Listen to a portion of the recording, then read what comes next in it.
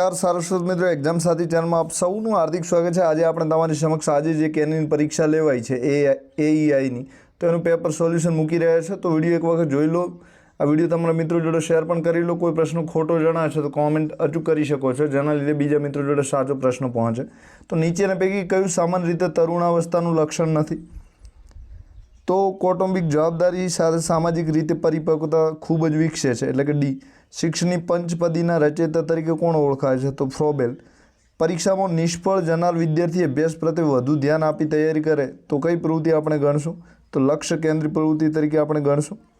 ચોથો પ્રશ્ન છે, નીચેનામાંથી કયું લક્ષણ ઝડપી અધ્યતાનું લક્ષણ સૂચવે છે? તો તર્ક શક્તિ અને નિર્ણય શક્તિ। પાંચમો પ્રશ્ન છે, કઈ અવસ્થા પ્રશ્ન પૂછવાની ઉંમર તરીકે ઓળખાય છે?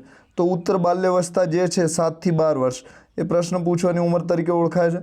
બાળકને ગોળ આકારની સંકલ્પના સમજાવી લખોટી બતાવવી જોઈએ, તો સૌપ્રથમ આપણે એને ગોળ આકારની સંકલ્પના સમજાવીને લખોટી બતાવવી જોઈએ, તો શું આવશે? તો પૂર્ણ પરથી અંશ તરફ, બરાબર। જે ગોળ આકારની સંકલ્પના છે એ એક વ્યાખ્યા કહેવાય છે, એટલે કે અમૂર્ત કહેવાય છે, અને લખોટી છે એ મૂર્ત કહેવાય છે। તો શું આવશે? ડી આવશે। 7 નંબરનો પ્રશ્ન છે, નીચે પૈકી કઈ લાક્ષણિકતા નિદાન કસોટી માટેની નથી? તો 7 નંબરમાં ચોક્કસ સમય મર્યાદામાં પૂર્ણ કરવાની હોય છે, એટલે કે ડી આવશે। 8 નંબરનો પ્રશ્ન છે, બુદ્ધિ કસોટીઓનો ઉપયોગ શેના માટે થઈ શકતો નથી? ના પાડ્યો છે, બરાબર। તો જે બુદ્ધિ કસોટીઓ છે એનો ઉપયોગ શેના માટે નથી થતો? તો સામાજિક માર્ગદર્શનમાં થતો નથી, એટલે કે 8માં સી આવશે। સી કેટેગરીનું પ્રશ્નપત્ર છે। અધ્યાપન મનોવિજ્ઞાન એટલે શું? 9 નંબરમાં તો જે અધ્યાપન મનોવિજ્ઞાન જે છે એ શીખવવા માટેનું મનોવિજ્ઞાન છે। શું છે? શેના માટેનું? શીખવવા માટેનું છે।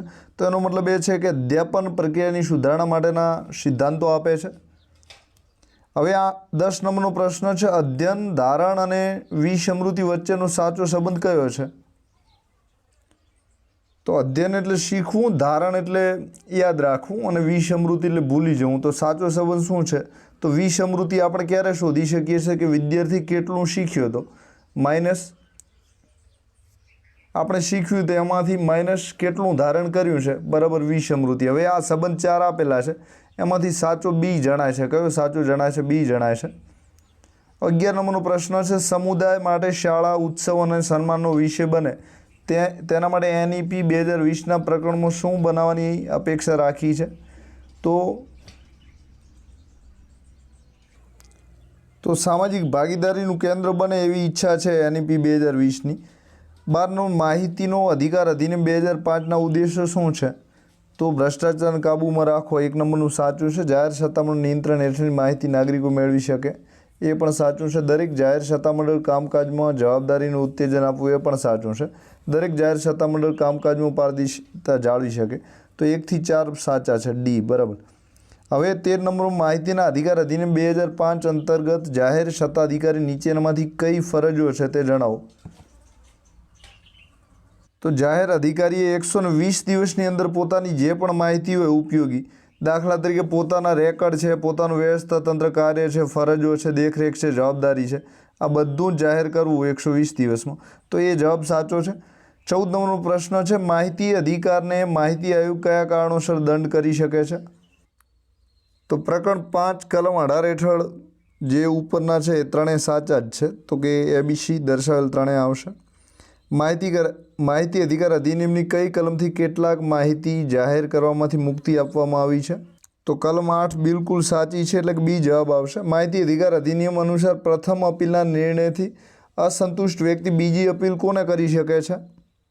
બરાબર છે, રાજ્ય માહિતી આયોગને અપીલ કરી શકે છે, તો બીજી અપીલ રાજ્ય કાં તો કેન્દ્રીય માહિતી આયોગ છે ત્યાં કરી શકે છે। 17 નંબરમાં નીચે દર્શાવેલ કઈ સંસ્થાઓને ગુજરાત સરકારે માહિતી જાહેર કરવામાંથી મુક્તિ આપેલી છે?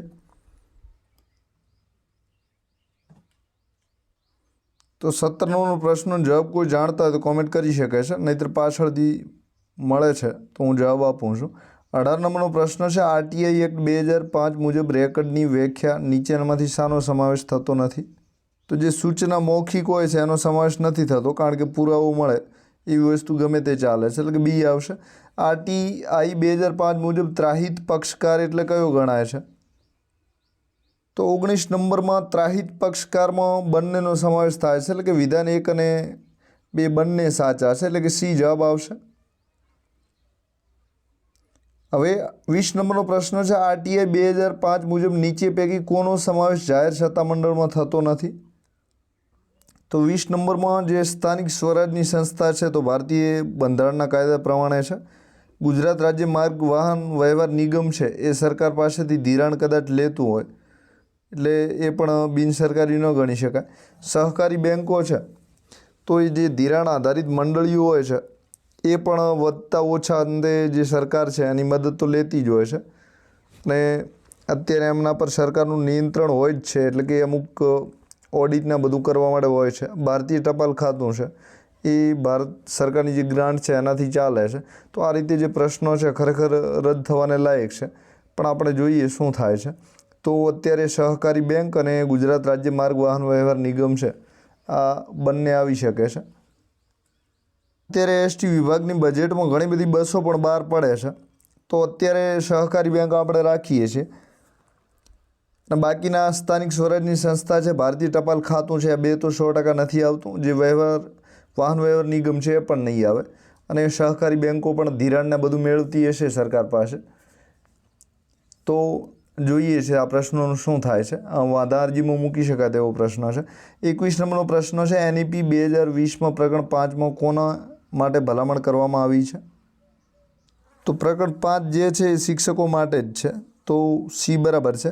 સમગ્ર શિક્ષા અભિયાન યોજના અંતર્ગત રાજ્યમાં શૈક્ષણિક ગુણવત્તા સુધારવા માટે નોડલ એજન્સી કઈ છે? તો રાજ્યમાં શૈક્ષણિક ગુણવત્તા સુધરે એના માટે તો એમાં GIET આવશે. શું આવશે? Gujarat institute of education and training, બરાબર, એટલે કે એ જવાબ સાચો છે. હવે 23 નંબરનો પ્રશ્ન છે, જ્ઞાન શક્તિ રેસિડેન્શિયલ સ્કૂલ રક્ષા શક્તિ શાળામાં ધોરણ 6માં પ્રવેશ મેળવવા માટે વિદ્યાર્થીઓ કઈ પરીક્ષા આપવાની થાય છે? તો CET કોમન એન્ટ્રન્સ ટેસ્ટ જે પરીક્ષા ધોરણ 5ના વિદ્યાર્થીઓ આપે છે તે. નિપુણ ભારત હેઠળ પાયાના વર્ષોમાં 3 મુખ્ય વિકાસલક્ષી લક્ષ્યો આપવામાં આવેલા છે, જે પૈકી નીચેનામાંથી કયું લક્ષ્ય બંધ બેસતું નથી? તો જે નિપુણ ભારત છે એમાં અસરકારક પ્રત્યાયનકર્તા બને એની વાત કરવામાં નથી આવેલી, એટલે કે બી જવાબ આવશે. 25 નંબરમાં સ્કૂલ ઓફ એક્સિલન્સ મેરિટ પ્રમાણપત્રમાં શાળાના વિદ્યાર્થીઓ કેટલી સિદ્ધિ હાંસિલ કરવી જોઈએ? 25 નંબર પ્રશ્નોનો જવાબ કોઈ જાણતા હોય તો કોમેન્ટ કરી શકે છે. એમાં હવે ગ્રીન સ્ટારને અલગ અલગ સ્ટાર છે, 4 થી 5 કેટેગરી છે. તો પરફેક્ટ જવાબ શું આવે છે એ આમાંથી મળે તેમ નથી, તો કોઈ જાણતા હોય તો કોમેન્ટ કરી શકે છે, એટલે કે બીજાને એનો જવાબ મળી શકે. 26 નંબરનો કોઈ સંગઠન સંસ્થા કે વ્યક્તિને તેમની પસંદગીની શાળાઓ સાથે સીધી જોડાઈ યોગદાન આપી શકે તે માટે કઈ યોજના ચાલે છે? તો એના માટે વિદ્યાંજલિ યોજના ચાલે છે, કેન્દ્ર સરકાર યોજના ચલાવે છે, અને એમાં જે નિવૃત્ત શિક્ષકો છે એ શાળામાં પોતાનો ફાળો આપી શકે છે, તો એ જવાબ સાચો છે. 27માં બાળકોની વાંચન ઝડપ જાણવા માટે પ્રસ્તુત સમયમાં કઈ મોબાઈલ એપ્લિકેશનનો ઉપયોગ કરવામાં આવે છે? એના માટે અત્યારે વાંચન સમીક્ષા એપ ચાલે છે. કઈ ચાલે છે અત્યારે? સ્વિફ્ટ ચેટમાં વાંચન સમીક્ષા ચાલે છે, એટલે કે ડી જવાબ સાચો છે. 28 નંબરમાં ટીચર એજ્યુકેશન માટે સમર્પિત કઈ ચેનલ છે? તો શિક્ષકો એજ્યુકેશન મેળવી શકે એના માટે. તો ટીચરોને એજ્યુકેશન મળી શકે એના માટે ગુજરાત સરકારે ને જે 79 થી 82 નંબરની ચેનલો ફાળવેલી છે એના માટે ટીચર માટે ઓફિશિયલ કઈ છે? તો ટીચર માટે જે હોય એ તમારે યુટ્યુબમાં જઈને જોઈ શકો છો. હવે 29 નંબરનો પ્રશ્ન છે, NEP 2020 મુજબ શિક્ષકોની ગુણવત્તા, ક્ષમતા અને વ્યવસાયિક વિકાસના માપદંડ તૈયાર કરવાની ભલામણ કયા ડોક્યુમેન્ટો રજૂ કરવામાં આવી છે? તો ટીચર માટે national professional standard for teachers, બરાબર, national professional standards for teacher માટે ગોઠવાયું છે, તો એ જવાબ આવશે. હવે 30 નંબરનો પ્રશ્ન છે, વર્ષ 2026થી રાજ્ય પરીક્ષા બોર્ડ દ્વારા લેવામાં આવેલી પરીક્ષાના સંદર્ભમાં કયા મહત્ત્વના ફેરફારો દાખલ કરવામાં આવે છે? તો પ્રશ્નપત્રના કુલ પ્રશ્નો પૈકી જે 30% પ્રશ્નો છે એ રાષ્ટ્રીય શિક્ષણ નીતિ મુજબ ક્ષમતા આધારિત હશે, બરાબર. તો કયો જવાબ સાચો છે? સી સાચો છે. હવે 31 નંબરનો પ્રશ્ન છે, NEP 2020ના મુખ્ય આધાર સ્તંભો જણાવો. બરાબર, તો મુખ્ય આધાર સ્તંભો જે છે એ એક્સેસ, ઇક્વિટી, ક્વોલિટી, એફોર્ડેબિલિટી અને એકાઉન્ટેબિલિટી છે. તો એ જવાબ સાચો છે. હવે 32 નંબરનો પ્રશ્ન છે, રાષ્ટ્રીય શિક્ષણ નીતિમાં ભારતીય જ્ઞાનના સંદર્ભમાં નીચે પૈકી કયા વિધાનો સાચા છે? તો પ્રાચીન ભારતમાં જ્ઞાન, આધુનિક ભારતમાં તેનું યોગદાન, સ્થાનિક વિષય વસ્તુ આધારિત પાઠ્યપુસ્તકો તૈયાર કરવા, ભારતીય જ્ઞાન પ્રણાલી પર એક આકર્ષક અભ્યાસક્રમ માધ્યમિક શાળા વિદ્યાર્થીઓની પસંદગી માટે ઉપલબ્ધ કરાવવું. બરાબર,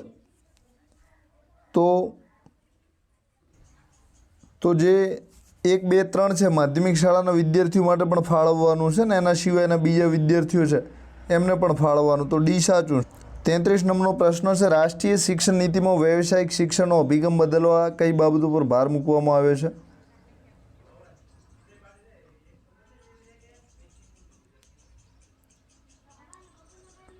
તો જે જવાબ છે 2 અને 3 સાચા છે. કયા છે? બી જવાબ સાચો છે. નીચે દર્શાવ્યા પૈકી કયો રચનાત્મક મૂલ્યાંકનનો ઉદ્દેશ્ય નથી?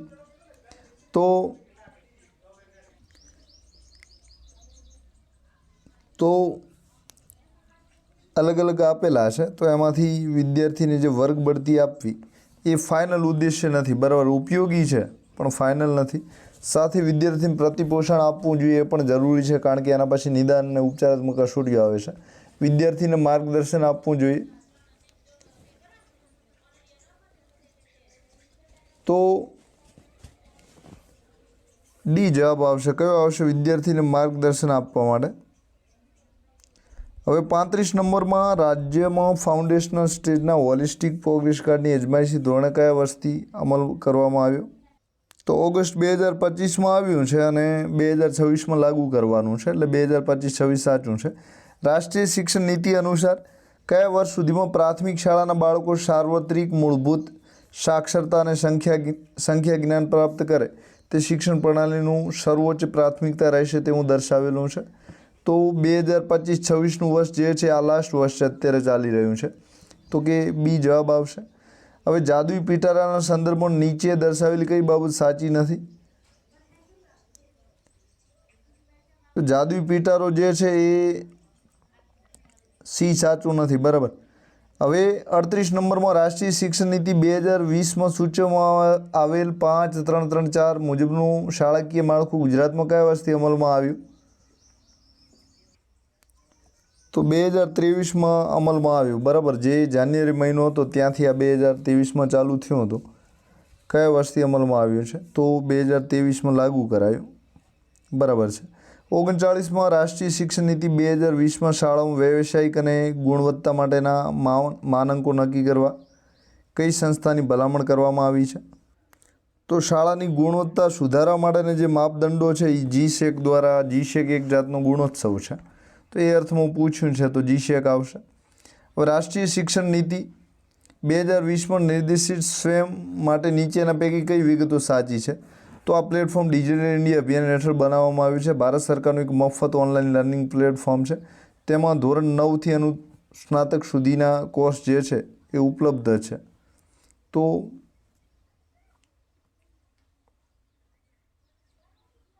તો ત્રણેય સાચા છે. બરાબર, ધોરણ 9થી લાગુ પડે છે ને પોસ્ટ ગ્રેજ્યુએશન સુધી છે.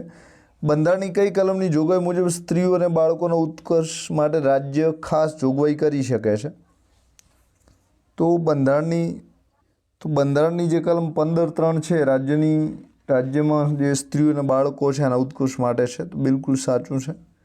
42 નંબરનો પ્રશ્ન છે, બંધારણની કલમ 29(2)માં શૈક્ષણિક સંસ્થાઓ માટે કઈ મહત્વની બાબતોનો ઉલ્લેખ કરવામાં આવ્યો છે?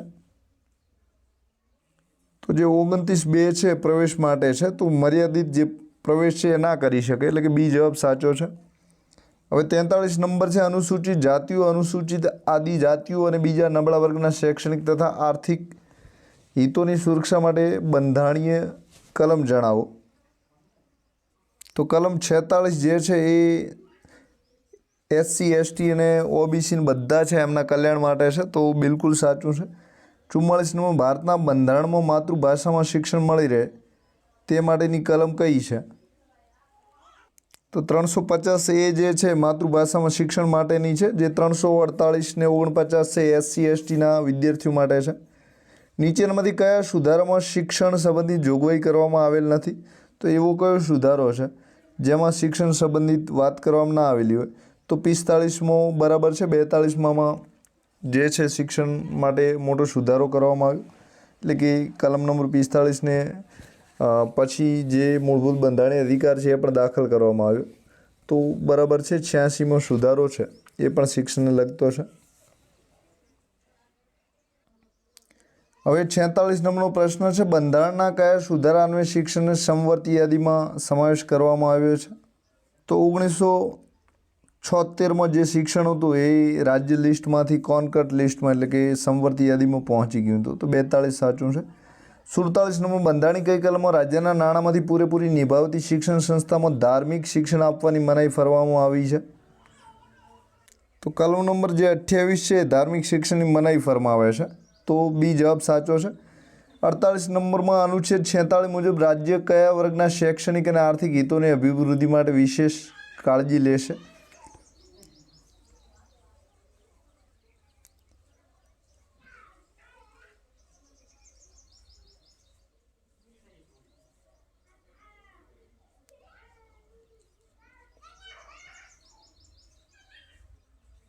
તો આ પ્રશ્નો છે એની ચર્ચા આપણે ઉપર થઈ ગઈ છે, એટલે કે ડી જવાબ આવશે, એટલે કે ઉપર એનો જવાબ આપેલો જ છે. હવે 49મો, બંધારણમાં વૈજ્ઞાનિક માનવતાવાદ, જિજ્ઞાસા અને સુધારણાની ભાવના કેળવવાની બાબત કયા વિષય હેઠળ આવરી લેવામાં આવી છે? તો મૂળભૂત ફરજમાં એક આવી ફરજ છે કે આ રીતની તમારે કેળવવું પડશે. તો ડી જવાબ સાચો છે. હવે 50 નંબરનું, ભારતના બંધારણના અનુચ્છેદ 45 કઈ બાબતને લગતો છે? તો બાળ સંભાળ અને પૂર્વ પ્રાથમિક શિક્ષણ. તો 6 વર્ષથી ઓછી ઉંમરના જે બાળકો એમને લાગુ પડે છે. તો સી સાચો છે. હવે 51 નંબર, ગુજરાત મુલકી સેવા નિયમો પેન્શન નિયમો અનુસાર પેન્શન પાત્ર પગાર એટલે કયો પગાર? તો છેલ્લા 12 માસની જે સેવા છે એના હેઠળ જે એને પગાર મળ્યો છે એ પેન્શન પાત્ર પગાર ગણાય છે. તો બી જવાબ સાચો છે. હવે 52 નંબરનો પ્રશ્ન છે, સરકારી કર્મચારીને કયા સંજોગોમાં સરકારી સેવામાંથી ફરજિયાત નિવૃત્ત કરવામાં આવે છે? તો જે વર્ષે નોકરીના વર્ષ પૂર્ણ થાય છે ત્યારે ફરજિયાત નિવૃત્ત એને થવું પડે છે. તો સી જવાબ સાચો છે. હવે 53 નંબરનો પ્રશ્ન છે, ગુજરાત મુલકી સેવા પેન્શનના નિયમો અનુસાર સરકારી કર્મચારીને કેટલા વર્ષની પેન્શન પાત્ર સેવા પૂર્ણ કરે ત્યારે પેન્શન પાત્ર સેવા ચકાસણી પ્રાપ્ત કરી શકે? તો 20 વર્ષની સેવા, ઓછામાં ઓછી કેટલી નોકરી કરવી પડે છે? તો 20 વર્ષની. સી જવાબ સાચો છે. સરકારી કર્મચારીના સેવાના તૂટના કિસ્સામાં પેન્શનપાત્ર સેવાની ગણતરી કરતી વખતે કેટલા સમયગાળાની તૂટની ઉપેક્ષા કરી પેન્શનપાત્ર સેવા ગણવાની જોગવાઈ છે?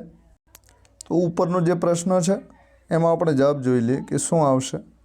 તો જે ઉપરનો પ્રશ્ન છે તો આમાં 90 દિવસ બરાબર છે. હવે 53 નંબરમાં છે એ નવો જે સુધારો છે એ પ્રમાણે 10 વર્ષની સેવા ગણે છે.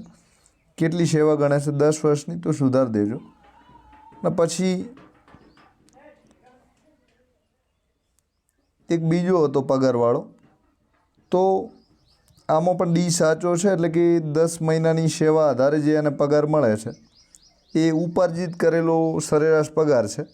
પહેલાં જે પગાર મળતો હતો એ હતો, એની જગ્યાએ હવે ઉપાર્જિત શબ્દો એડ કર્યો છે. તો આટલો ફરક છે, એટલે કે ડી આવશે, આમાં સી આવશે.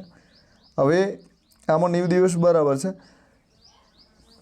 પછી ગુમસુપે નિયમો 2002ના, એટલે કે ગુજરાત મુલકી સેવા જે પગાર નિયમ છે એના નિયમ 24 મુજબ કર્મચારી કરેલા આર્થિક નુકસાન પેન્શનમાંથી વસૂલ કરવામાં આવે ત્યારે મળવાપાત્ર પેન્શનના કેટલા કરતાં વધારે દરે વસૂલાત ન થઈ શકે? તો 55 નંબરનો પ્રશ્ન જવાબ જે પણ જાણતા હોય કોમેન્ટ કરી શકે છે. હવે 56 નંબરનો પ્રશ્ન, સ્વૈચ્છિક નિવૃત્તિ કેટલા વર્ષની પેન્શનપાત્ર સેવાના અંતે ન લઈ શકાય? તો જે સ્વૈચ્છિક નિવૃત્તિ છે, તો સ્વૈચ્છિક નિવૃત્તિ કેટલા વર્ષની પેન્શનપાત્ર સેવાના અંતે ન લઈ શકાય? તો જે સ્વૈચ્છિક નિવૃત્તિ છે એ 20 વર્ષ પછી લેવાય છે. કેટલા વર્ષ પછી? 20 વર્ષ પછી લેવાય છે. તો એ જવાબ આવશે. 7મા પગાર પંચ મુજબ મિનિમમ પેન્શનની રકમ કેટલી છે? તો જે 7મો પગાર પંચ છે એના હેઠળ પેન્શનની રકમ 9,000 રૂપિયા છે, ડી જવાબ આવશે। 58 નંબરનો પ્રશ્ન છે, ગુજરાત મુલ્કી સેવા પેન્શન નિયમ 2002ના નિયમ 82 મુજબ કુટુંબ તરીકે જૂથ એકમાં નીચેનામાંથી કોનો સમાવેશ થતો નથી? તો માતા પિતાનો નથી થતો, બરાબર છે, બી જવાબ સાચો છે। 59 પેન્શનના રૂપાંતરિત હિસ્સાનું પુનઃસ્થાપન કેટલા વર્ષ બાદ થાય છે? તો 59 નંબરનો પ્રશ્નનો જવાબ કોઈ જાણતા હોય તો કોમેન્ટ કરી શકે છે। હવે 60 નંબરનો પ્રશ્ન છે, પેન્શન અધિકૃત કર્યા પછી 2 વર્ષ બાદ કોઈ કારકુની ભૂલ થાય ત્યારે પેન્શન મંજૂર કરનાર અધિકારી કોની સંમતિ વિના પેન્શનની સમીક્ષાનો હુકમ કરી શકે નહીં? તો નાણાં વિભાગ, બરાબર છે, સી। હવે 61 નંબરમાં પીએમ શ્રીનું પૂરું નામ શું છે? તો PM school for rising India, તો prime minister schools for rising India, બરાબર છે, બી સાચું છે। 62 નંબરમાં માધ્યમિક અને ઉચ્ચતર માધ્યમિકનો અભ્યાસ પૂર્ણ કરે તે પાત્રતા ધરાવનાર દરેક વિદ્યાર્થીનું કુલ કેટલી રકમ નમો લક્ષ્મી યોજના હેઠળ મળવાપાત્ર થાય છે? તો માધ્યમિક અને ઉચ્ચતર માધ્યમિકનો અભ્યાસ પૂર્ણ કરે તો 50,000, ડી સાચું છે। નમો સરસ્વતી વિજ્ઞાન સાધના યોજનાનો લાભ કોને મળવાપાત્ર નથી? તો ખાનગી શાળામાં જે જાય છે વિદ્યાર્થી એને લાભ બંધ થઈ જાય છે, એટલે કે સી સાચું છે। 64 નંબરમાં ECC યોજના અંતર્ગત વય જૂથ 03માં ગુણવત્તાયુક્ત શિક્ષણ આપવા માર્ગદર્શિકા અને સૂચનો કયા વિભાગ દ્વારા વિકસાવવામાં આવે છે? તો મહિલા અને બાળ વિકાસ મંત્રાલય, બરાબર છે। 65 નંબરમાં ભારત સરકાર દ્વારા સમગ્ર શિક્ષા યોજનાની મુદત વધારીને કઈ તારીખ સુધી કરવામાં આવી છે? તો 31 માર્ચ 2026 સુધી એની જે ડેટ છે લંબાવવામાં આવી છે। વિદ્યાર્થીઓના માનસિક સ્વાસ્થ્ય અને કલ્યાણ સહાયતા પ્રદાન કરવાની પહેલ સ્વરૂપમાં કઈ યોજના દાખલ કરવામાં આવેલ છે? તો મનોદર્પણ, બરાબર છે, એ સાચું છે। નાસ નેશનલ એચિવમેન્ટ સર્વે સંદર્ભે નીચેના પૈકી કયું વિધાન ખોટું છે? તો આ સર્વે ફક્ત 67 નંબરમાં એ સાચો છે, બરાબર, ફક્ત સરકારી શાળાની બધાની ચકાસણી કરવામાં આવે છે। પરખનું પૂરું નામ શું છે? તો performance assessment review and analysis of, બરાબર છે, બી સાચું છે, બરાબર, હોલિસ્ટિક ડેવલપમેન્ટ પાછળ આવશે ને આગળ પરફોર્મન્સ આવશે। એનએમએસ પરીક્ષા સંદર્ભે નીચેના વિધાનોનો વિચાર કરવાનો છે। તો પરીક્ષા હેતુ ધોરણ 8થી ડ્રોપ આઉટ દર ઘટાડવાનો છે। પાત્રતા વિદ્યા 9 થી 12 સુધી સ્કોલરશીપ મળે છે। પરીક્ષાના સ્વરૂપમાં સેટ અને મેટ બંનેનો સમાવેશ થાય છે। તો ઉપરોક્ત તમામ સાચા છે, ડી જવાબ છે। હવે 70 નંબરનો પ્રશ્ન છે, રાણી લક્ષ્મીબાઈ આત્મરક્ષા પ્રશિક્ષણ બાબતે નીચેના પૈકી કયું વિધાન અસંગત છે? તો ખોટું વિધાન જે છે એ છે, કયું છે? જિલ્લા વિકાસ અધિકારી DDO નથી હોતા। હવે 71 નંબરનો પ્રશ્ન છે, જિલ્લા શિક્ષણ સમિતિને કોઈ પણ બાબત વિશે જરૂરી જણાય તેવા તમામ આદેશો આપવાની સત્તા રાજ્ય સરકારને રહેશે। આ જોગવાઈ ગુજરાત પ્રાથમિક શિક્ષણ અધિનિયમની કઈ કલમથી કરવામાં આવી છે? તો કલમ નંબર 54 હેઠળ રાજ્ય સરકાર જે પણ આદેશો આપવા માંગતી હોય આપી શકે છે। 72 નંબરનો પ્રશ્ન છે, સ્કૂલ બોર્ડ દ્વારા કરવામાં આવેલ કોઈ કામ અધિનિયમ અથવા તે મુજબ કરેલા નિયમોથી આપેલ સત્તા મર્યાદા ન હોય તો તેનો અમલ મોકૂફ રાખવાનો અથવા તેને પ્રતિષ્ઠિત કરવાની સત્તા નિયામક જે પ્રાથમિક શિક્ષણ છે એ કલમ 51 હેઠળ એને મોકૂફ રાખી શકે છે। સ્કૂલ બોર્ડના કાર્યમાં નીચેનામાંથી કયું કાર્ય આવતું નથી? તો આ બધી જે સત્તાઓ છે ટ્રિબ્યુનલને આપેલી છે, એટલે કે સી જવાબ આવશે। હવે સ્કૂલ બોર્ડ પ્રાથમિક શિક્ષણ અધિનિયમ 1947 કઈ કલમ મુજબ તાલુકા સલાહકાર સમિતિની રચના, સત્તા અને ફરજો નક્કી કરી શકે છે? તો કઈ કલમ છે? તો કલમ 15 જે છે એ બરાબર છે, ડી જવાબ સાચો છે। 75માં પ્રાથમિક શિક્ષણ અધિનિયમ 1947ની મુંબઈ પ્રાથમિક શિક્ષણ અધિનિયમ 1947 કલમ 33 મુજબ બાળકને માન્ય શાળામાં નહીં મોકલવા માટે નીચેનામાંથી કયા કારણો વાજબી કારણો ગણાશે? તો વાજબી કારણમાં 1 નંબરનું સાચું છે, જ્યારે બીજા નંબરમાં અહીં ના પાડેલી છે। અહીં ના હોય તો આવી શકે છે, પણ અહીં હોય એવું લખેલું છે એટલે ખોટું છે, તો ફક્ત એ જવાબ આવશે। તો રાજ્ય સરકાર સંપૂર્ણ સાચો જવાબ છે, તો ડી આવશે। હવે આપણે 50% પ્રશ્નો ચર્ચા કરી દીધી છે, બાકીના 50% જે પ્રશ્નો છે બીજા વિડીયોમાં ચર્ચા કરશું।